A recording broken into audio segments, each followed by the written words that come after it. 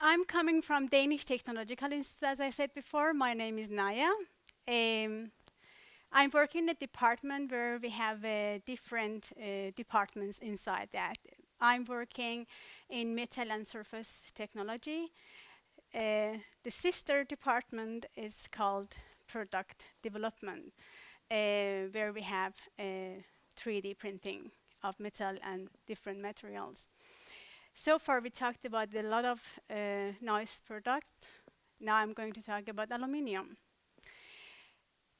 My speech will take you through a very short introduction to what DTI's facility is about. State of the art regarding aluminium. Aluminium is not so easy to be printed. Those who have worked with that probably know that. And I will say now, I'm not expert in 3D printing. I'm metallurgist. So I'm looking at the 3D as a, exactly as an unconventional part. I have to look at it. How does it look like?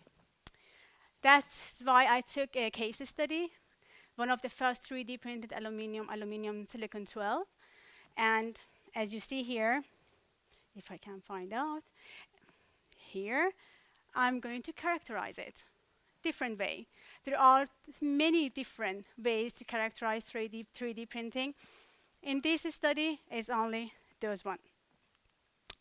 Here is a picture of where we have DTI's facility, additive manufacturing. The blue part is what we are now. The whole building is what we are going to be next year. And it means 3D is doing something. People like it. In the beginning, we use it for 3D, like prototyping, plastic especially, and metal also. But now it's about the production.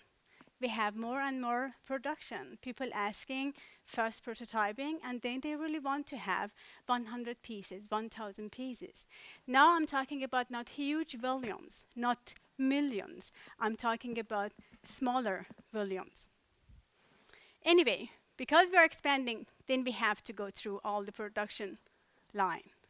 Part design, as Klaus talked about, process engineering, material handling, AM production, post-processing, quality, training, and of course, technical transfer. If we look at the bigger picture, we have to include 3D printing in the whole chain, production chain. We have to take up what we have right now. We have robotic. We have a lot of data. We have to gather all of them together to be able to have a production with 3D exactly the same as we have for conventional. At DTI, we have these techniques. You have heard about them. Now I have almost gathered them together. The 3D printed material are different. They are, some of them, the working conditions for SLM machines, what you're seeing here. I'm not sure how many of you have worked with 3D, but the working conditions quite important and is differ from material to material.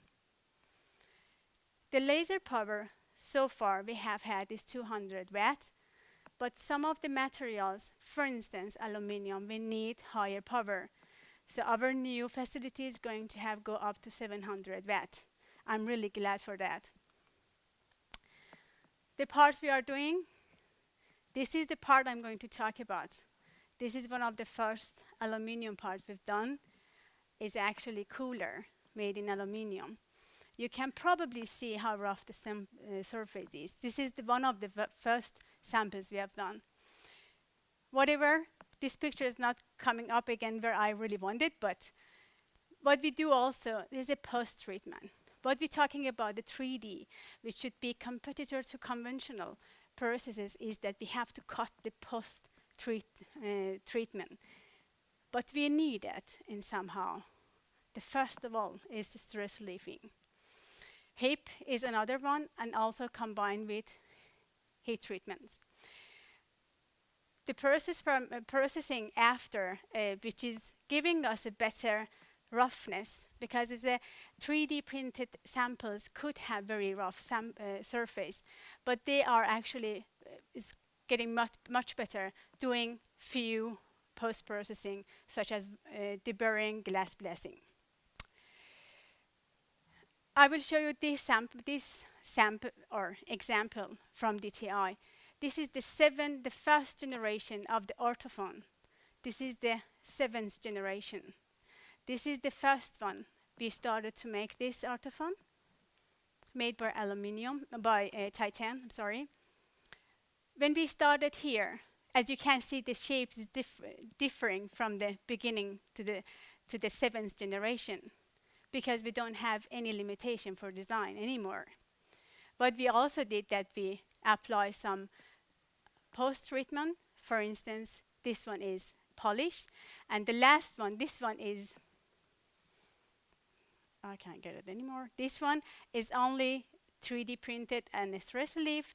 The last one is 3D printed, stress relieved, polished mechanically, and then it's anodized. Titan can get anodized. But regarding aluminium, back to aluminium, we have a lot of challenges. One of the challenges is low flowability. We talked about it, many of us talked about it, that for light metal, it's quite difficult to get a good flowability. It's also the high laser power we need because of the high thermal conductivity of aluminium, but also high reflection. Another thing that is quite important to take in account when 3D printing of aluminium is the oxide formation. Aluminium is reactive, and the oxide film formation on the particles and also on the melt pool can actually cause problem. For instance, cracks, porosity, etc. There are a lot of alloys. Some alloys have been 3D printed successfully. You showed this to us. You showed us some very beautiful aluminium parts. But as you can see here, it's only aluminium with high silicon content. And why it is? Because silicon has ability to reduce the solidification. And when you have reduced solidification, the hot tearing, shrinkage is lower. What is not has been successfully done yet so much is 7000, 2000, and 6000 series aluminium. And why they are important? Because they actually has very good toughness and strength. They used usually in space, aerospace, car industry, etc. So it's quite interesting to see if we can get a very dense, crack-free, pore-free aluminium by these alloys. This brings me to the case study. The case study is aluminium silicon 12. The powder range. The powder is aluminium silicon 12. Particle size 2063 microns. As you can see, this is the chemical composition. When we started to make the sample, we have to do some trial because we don't know really where I can get the best dense material. So we do many samples, changing laser current and exposure time to be able to calculate the process parameters. Here is the 3D scan from the samples. Those two can see closely, quite porphyry. Those two also. So having in mind that we need the right current density and the right speed, scanning speed, so we pick up the process parameter. What we use here for this sample is standing here. The material is XZ direction build on a preheated platform. The characterization methods I have used are scanning electron microscopy, light optical microscopy, backscatter analysis, mechanical analysis, and roughness analysis. Here is the picture from the particles. Beautiful. They are small, spheric, getting to each other and sitting around there. As you can see, if you are looking closer to it, you can see, I hope you can see it, you can see orange peel surface, and it's enhanced grain boundaries. The particle size is quite important, as Ulrich said. It's quite important because if you have a narrow range of particle size, you have much better mechanical properties. If you have broad range particle size, you will have much smoother. So it depends on which properties you are going to have. You have to choose or optimize the particle size. The next pictures are from LUM, where we look at inside in the bulk material, you have very thin wall, almost 1.5 millimeter. It's not bigger than that, but we call it in bulk. And you have the side, edges of the material. You can see the material actually doesn't have very homogeneous microstructure. In the middle of the bulk material, you have something which is very close to what we call a weld structure. But at the edges, you have conventional casting structure. Each of these lines showing the bonding diffusions line. Every time you put a layer, heat it, and diffusion happens. The same picture shows randomly pores and also cracks. So this is interesting. This is what I'm usually doing, why we have cracks and why we have porosity. When we did ADX analysis on this, we could see that we have either the pores are either because of the inhomogeneity of the powder. If I go back, if you remember the powder, all the powders should be aluminum silicon 12, but it wasn't. Some of them, they were rich in zinc, some of them they were rich in copper, and this actually results that solidification rate is not the same all over. The other things could be that I have oxide formation. Oxide formation does reduce flowability, and it's why I have, as you see here, that the one line of the powder doesn't attach to other one. This is I shall show you much better in the next slide. This is showing only the ADX analysis.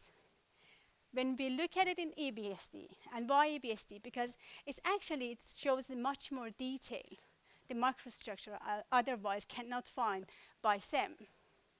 You can see every band, every time I put a powder and bond them to each other, much clearly here.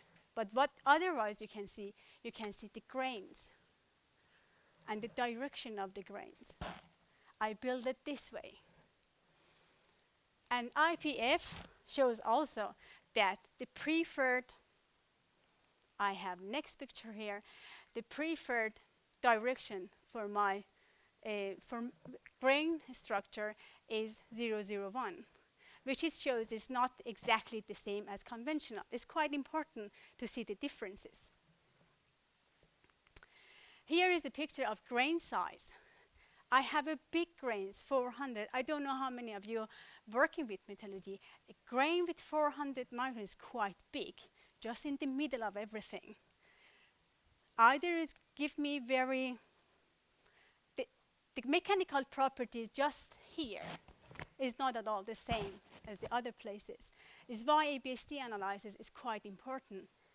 And if we are looking at with GOS is the feature we have in ABSD, we can see actually where we have very enlarged grains going through the sample, we have also very huge deformation. These could be going back to powder, the quality of the powder, the process parameter, and etc. The tensile strength or the mechanical properties was, as is also in literature, many times the 3D printed has much better, a little bit higher mechanical properties.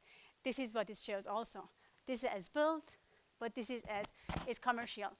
But what we can see here is that elongation is a little bit lower, sometimes for as built. And why is lower is because of the porosity and the cracks, especially we've seen for aluminium. The roughness is another issue. but as you can see here, but a simple, very simple post-treatment as glass blasting, you can actually reduce the roughness huge from 6 to almost 1. Yeah, this brings me to the conclusion.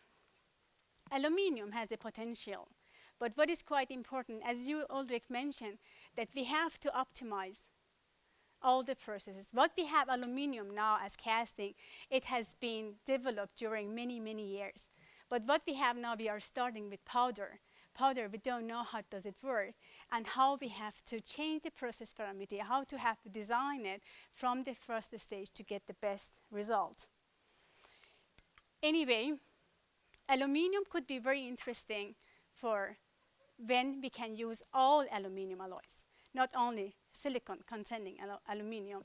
So this is what I really hope, that people who are sitting here are interested to working with aluminium, other than those with silicon content, could work more in this part and develop using of aluminium with 3D technology. Thank you so much. Thank you. Thanks.